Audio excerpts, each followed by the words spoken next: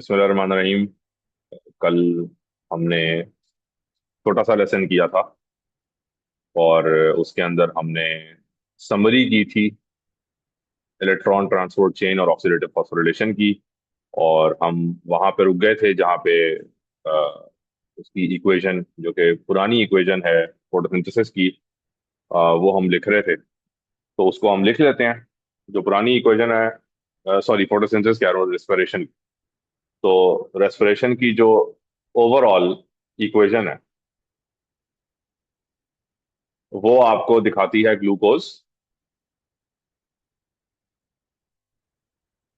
और glucose substrate होता है, रेस्पिरेटरी सबस्ट्रेट, जो कि ग्लाइकोलिसिस के अंदर जाता है। और अब वो दिखाते हैं कि ये ग्लूकोज रिएक्ट कर रहा है ऑक्सीजन के साथ। ऑक्सीजन डायरेक्टली ग्लूकोज को नहीं तोड़ता। ऑक्सीजन ऑक्सीडाइज करता है हाइड्रोजन कैरियर्स को। और hydrogen carriers in effect oxidise करते हैं ग्लूकोज के इंटरमीडिएट्स को। सो ग्लूकोज टूटता है इनडायरेक्टली थ्रू ऑक्सीजन।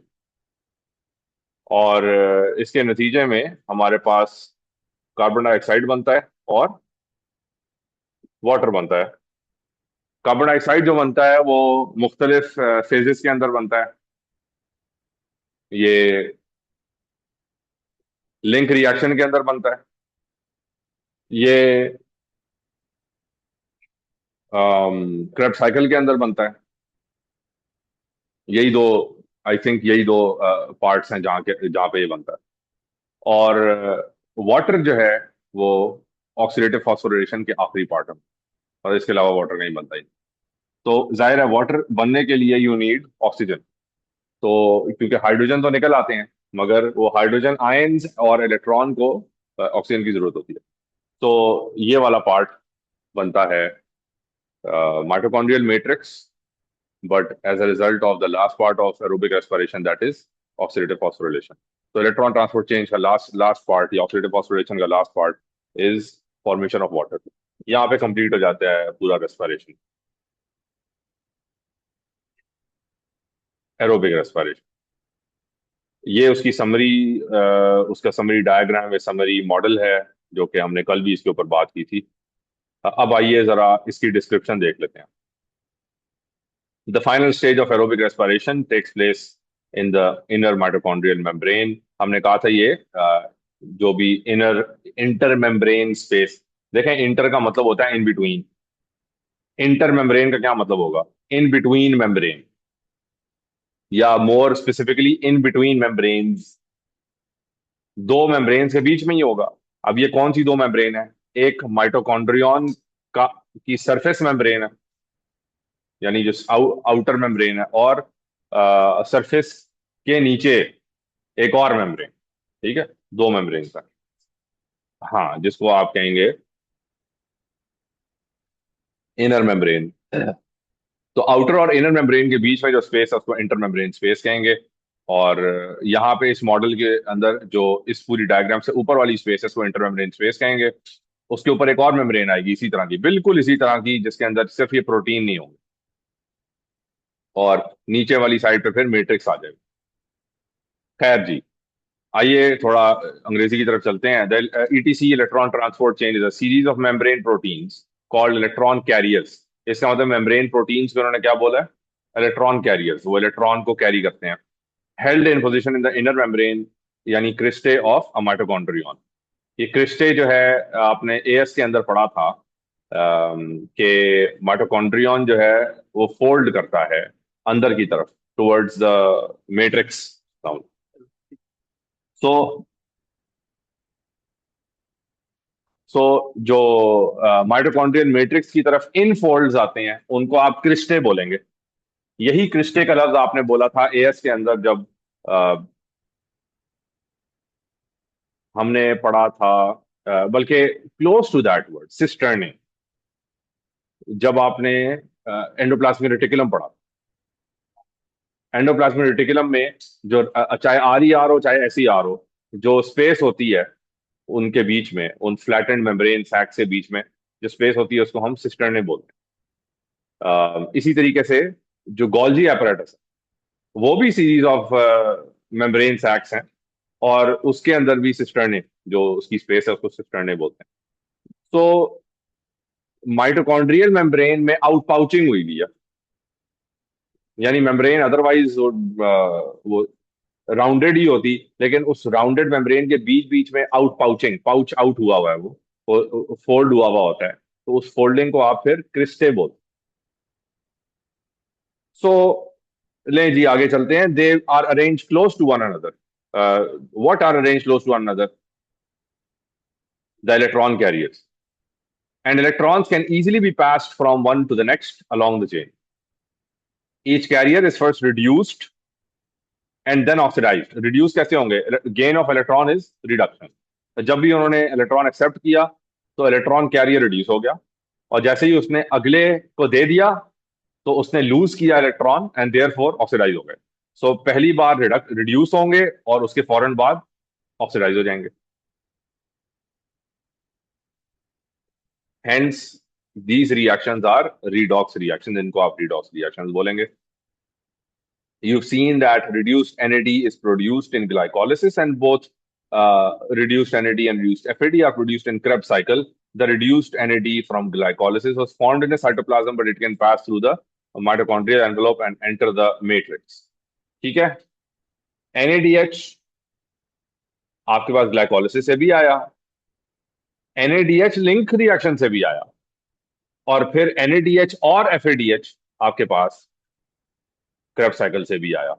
ठीक, all of these NADHs and reduced yani FADH molecules move from the mitochondrial matrix to the inner membrane।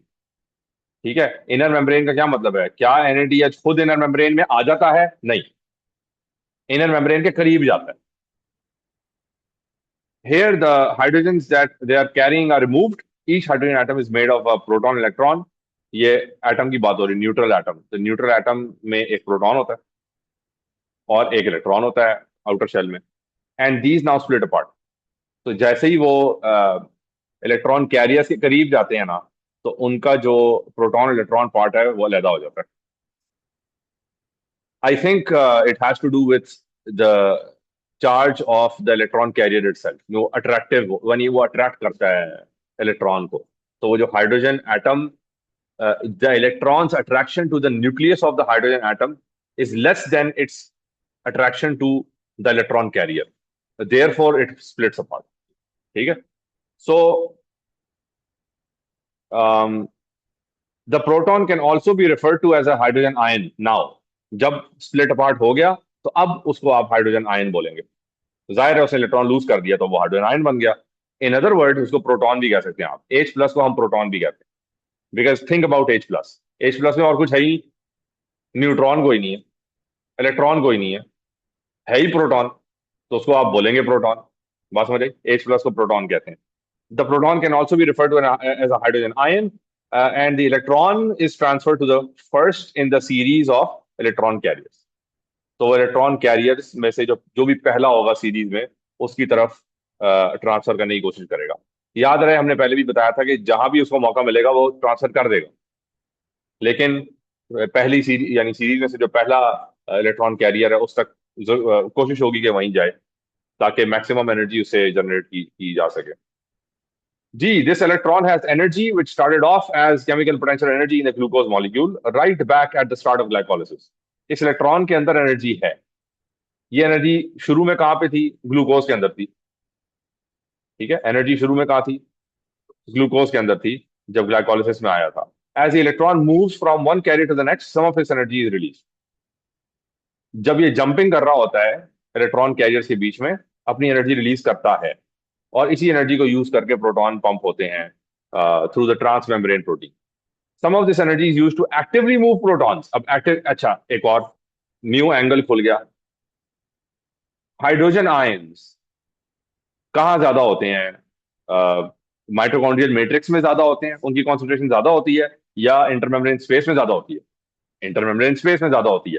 तो अगर हाइड्रोजन आयंस मूव कर रहे हैं from matrix to space, intermembrane space, is that diffusion? It can not be diffusion, it's against the concentration gradient. तो इसका मतलब है कि ये एक्टिव ट्रांसपोर्ट है। हाँ, तो इसलिए एनर्जी लगती है, और इलेक्ट्रॉन की मूवमेंट की एनर्जी इनको एक्टिवली पंप करती है from the matrix to the intermembrane space.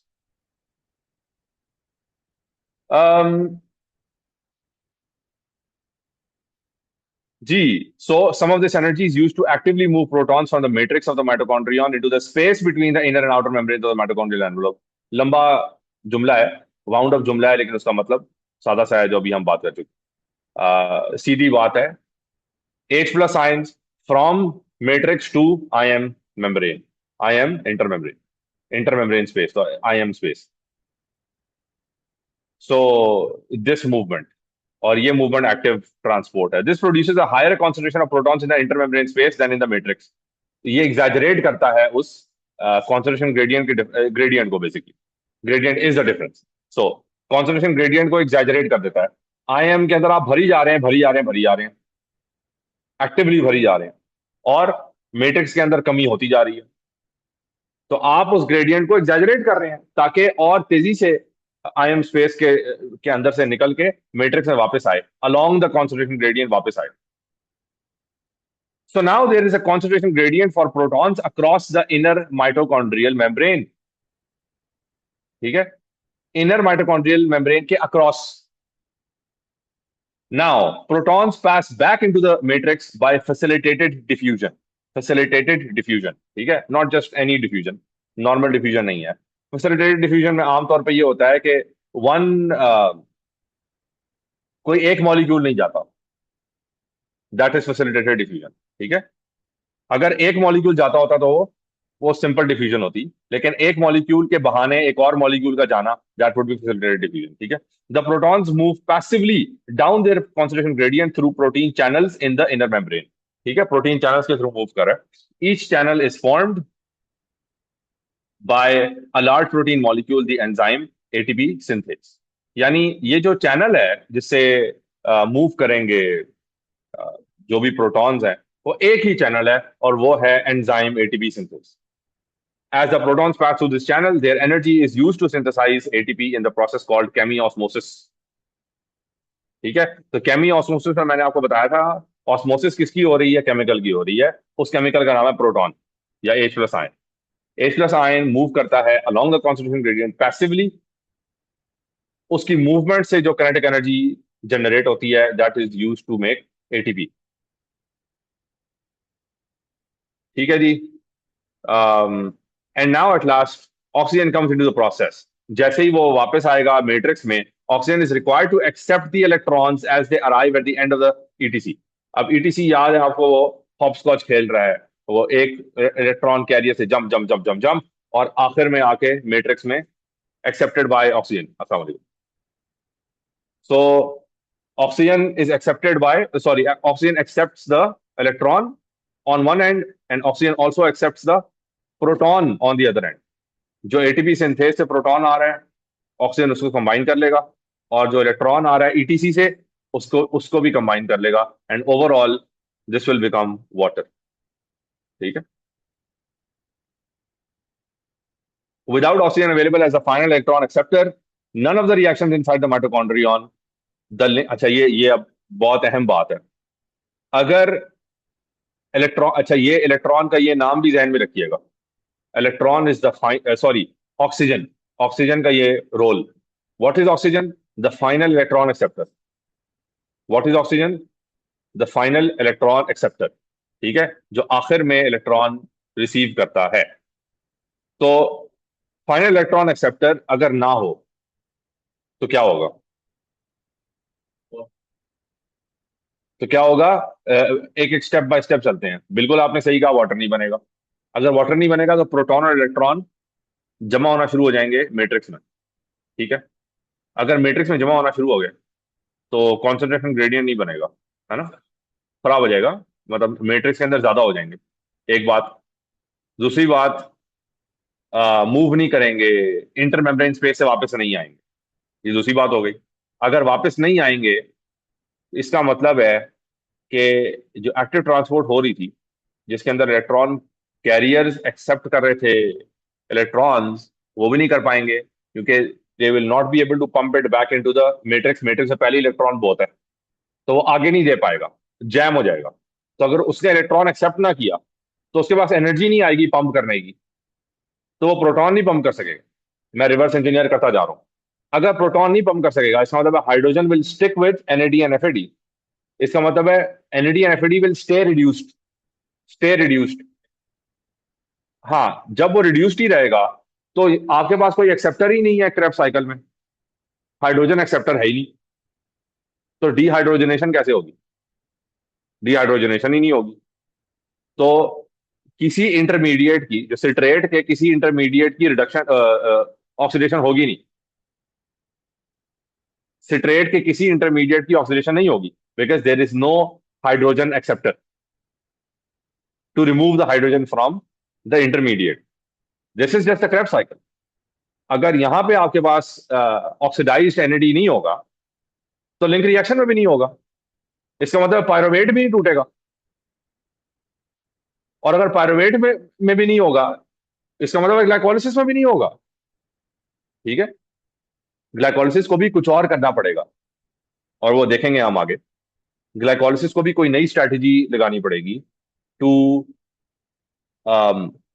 To to reduce the reduced NAD, यानी एनएडीएच को भी बाद में, सॉरी, उसको ऑक्सीडाइज करना है। तो उसको ऑक्सीडाइज करने के लिए there has to be a strategy. ठीक है, तो वो देखते हैं अब हम क्या स्ट्रैटेजी होगी। लेकिन जब ये नहीं हो सकेगा, तो फिर आपका सारा प्रोसेस रुक जाएगा, डाउन टू ग्लाइकोलिसिस तक रुक जाएगा, unless there is an alternate. ठीक है।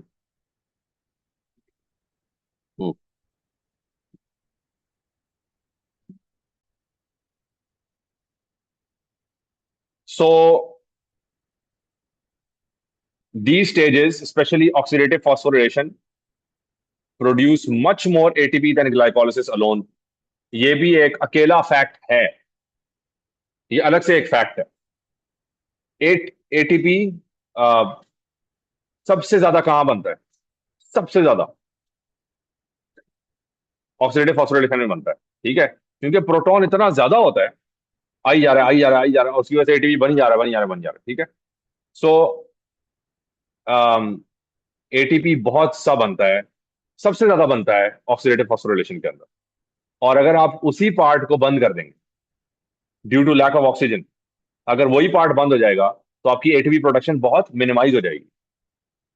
ठीक है, ये बात हम दोबारा एक्सप्लोर करेंगे जब हम एनारोबिक रेस्पिरेशन कर रहे होंगे। Effectively glycolysis releases only a small quantity of chemical potential energy from glucose. Glycolysis भी एनर्जी रिलीज करता है, एटीपी बनाता है, और ऑक्सीजन की एब्सेंस में भी एटीपी बना सकता है, मगर उसकी क्वांटिटी बहुत थोड़ी सी होगी, क्वांटिटी बहुत थोड़ी होगी। अच्छा, ये बता भी रहा है स्मॉल क्वांटिटी क्यों? Because the glucose is only partly oxidise. ठीक, partly oxidise to pyruvate. Pyruvate से आगे नहीं जा सकते आप। याद रखें, ग्लाइकोलिसिस में पायरोवेट बनता है, फिर पायरोवेट से आ, आपके एसिटाइल ग्रुप निकलता है, और एसिटाइल ग्रुप से पूरा सिट्रेट जो है वो ऑक्सीडाइज होता है। यानी बेसिकली ये जो तीन कार्बन है पायरोवेट वाले, इन तीनों कार्बन को उड़ाया जाता है CO2, तीनों कार्बन को। या अगर मैक्सिमम पूरा ग्लूकोज है, पूरा ग्लूकोज जो है वो 6 कार्बन है, तो इसमें से जो कार्बोहाइड्रेट वाला कार्बन है ना, वो बहुत थोड़ा सा है। यानी इसमें से सैल्वेज किया जाता है कार्बोहाइड्रेट वाले कार्बन को, वो बहुत थोड़ा है। एक ग्लूकोज मॉलिक्यूल में सारा ग्लूकोज, सारे में से ग्लूकोज नहीं बनता। वंस अगेन, ग्लूकोज में 6 कार्बन है, 6 के 6 कार्बन इंटायरली ग्लूकोज नहीं बना देते। उनमें से आई थिंक 5 कार्बन उड़ जाते हैं, और एक कार्बन को साइड पे कर दिया जाता है कि ये 6 दफा जब ग्लूकोज टूटेगा, तो एक एक साइड पे करके हम एक पायरोवेट, सॉरी, एक कार्बोहाइड्रेट बनाएंगे, 6 कार्बन कार्बोहाइड्रेट बनाएंगे। बात समझे? So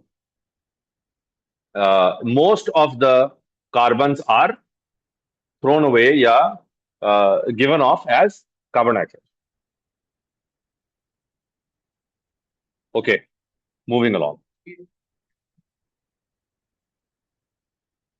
it works. Number one तो ये कि it's running the whole body. जो ह्यूमन बीइंग को रन तो कर रहा है. और हम आज तक जो कुछ भी करते आ रहे हैं इंक्लूडिंग स्टडीइंग दिस स्टफ, वो हम इसी सिस्टम के अंदर करते आ रहे हैं. तो इट वर्क्स. ठीक है. अच्छा जी. इफेक्टिवली ये वाली बात हो गई. बिकॉज क्यों कम पोटेंशियल एनर्जी निकल रही है, कम क्यों निकल रही है? It is because glucose is only partly oxidize. The reactions in the mitochondrion complete this oxidation, releasing much more energy. तो वो जो बचा कुचा है पायरोवेट, उसमें से एनर्जी कौन निकालता है? माइटोकॉन्ड्रियन निकालता है. ठीक है. Through link reaction, through Krebs cycle, through oxidative phosphorylation. ठीक है. You do not need to need total yield of ATP. ATP की टोटल यील्ड के बारे में जरूरी नहीं है कि आपको पता हो. हमारे जमाने में जरूरी होता था. अच्छा जी. Summary of the sequence of events वो 12.9 के अंदर गिवन है. This is 12.9. इसको भी हम देख लेंगे. इनफैक्ट इसको हम कल देखेंगे. तो इस टेबल की बेसिस पे will make our own table. मुझे आपने याद कराना है. कल हम फिर बैठ के टेबल बनाएंगे और हम इस पूरे मॉडल को दोबारा से रिविजिट कर लेंगे. एक मॉडल को हमने रिविजिट किया था कल, और एक कर आने वाले कल भी कर लेंगे. ठीक है. तो आज के लिए कोई सवाल? ठीक है. ओके, फिर कल मुलाकात होती है इंशाल्लाह.